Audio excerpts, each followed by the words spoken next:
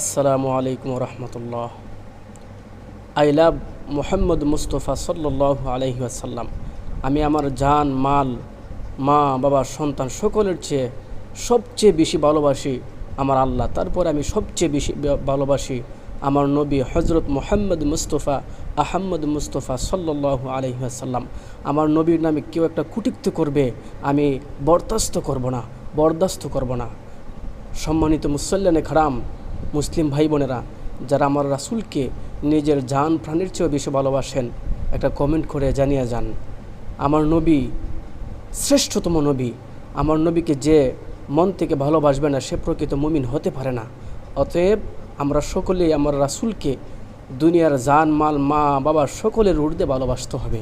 আল্লাহ পাক রব্বুল আলামিন যেন আমাদেরকে এই তৌফিকটুকু দান করেন।